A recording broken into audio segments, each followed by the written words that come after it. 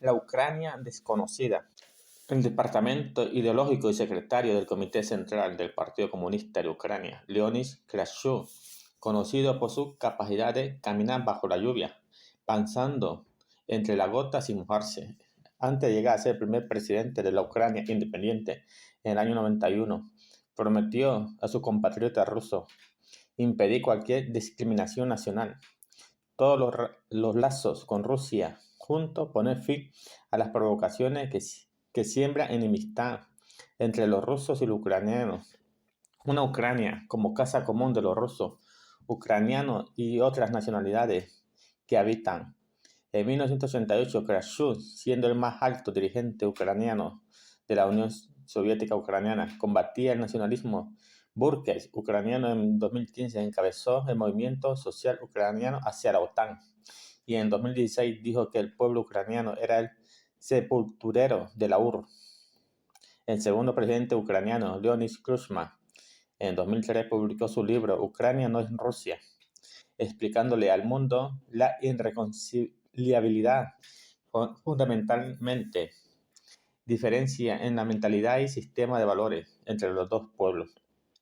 Y el tercer presidente de Ucrania, Viktor Yushchenko, llegó al poder en 2005 después de una revuelta de clase media, como la Revolución Naranja, que fue inspirada y manejada por la prensa y fue ensayo de la revolución del Maidán.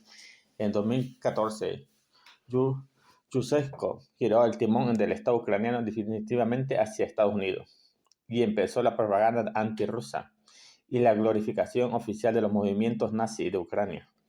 Totalmente la historia real de Yushchenko declaró la intención de Ucrania de entrar en la OTAN y el Estado del Congreso estadounidense comprometió el apoyo de su país para promover la democracia en Bielorrusia y Cuba.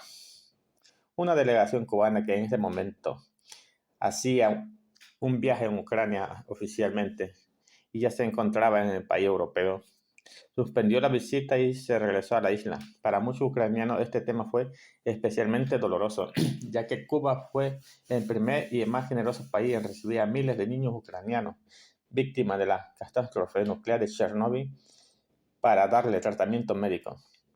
La descomposición nacionalista del Estado ucraniano no sería posible sin un rol activo de los intelectuales, que, igual que en el resto de la República Soviética, en su mayoría primero apoyaron la guerra mediática contra el socialismo y luego tomaron en la parte más en relación a la sociedad, ganando así su cómodo y acostumbrado espacio del lado del poder.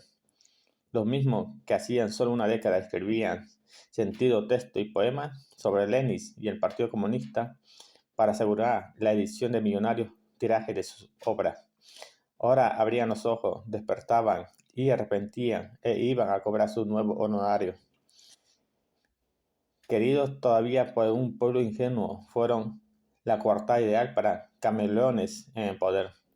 En vez de los 2 años que pedían para superar la economía sueca, solo un cuarto del siglo de independencia fue suficiente para convertir a Ucrania en el país más pobre de Europa.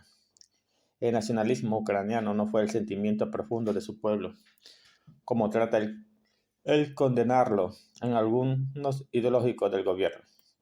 Tampoco es un accidente histórico que no se podía haber previsto o evitado.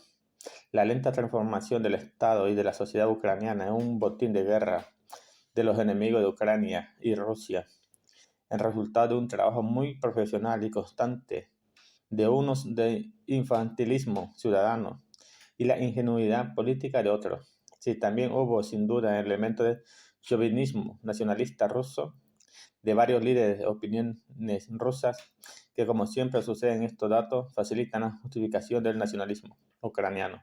Pero no es algo muy secundario. Cualquiera que conozca a Rusia por dentro, desde la época soviética hasta nuestros días, confirmará que aquí ni los ucranianos, ni su idioma, ni su cultura, ni son, ni nunca fueron discriminados. Basta con ver todos los monumentos y nombres de las calles, biografías y apellidos de los dirigentes del gobierno ruso y el dolor de la gente común y lo que toca tanto actual conflicto en Rusia. Casi no hay familia sin parientes o enemigos cercanos en Ucrania, algo que hace esta realidad extremadamente dura para todos, más allá de las diferencias, ideas, lectura política que puedan tener cada uno.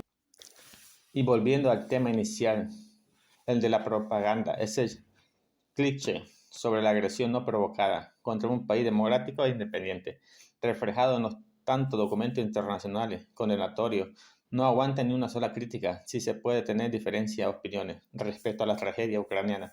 Lo único malo es sentir el gobierno ucraniano y sus amos anglosajones hicieron todo lo posible y más para provocar la acción militar rusa, en lo que buscaba no solo los últimos 8 años, sino desde la creación de su colonia, la llamada Ucrania independiente. Su total dependencia de las órdenes de Estados Unidos tan evidente que decir que el jardinero de la embajada norteamericana en Kiev tiene más poder que el presidente Zelensky. No sería ninguna exageración rusa atacado un campamento militar enemigo cuyo único objetivo fue la permanente provocación y amenaza. Además, lo hizo después de varios años de inútiles y públicamente despreciados intentos de llegar a algún buen o mal acuerdo.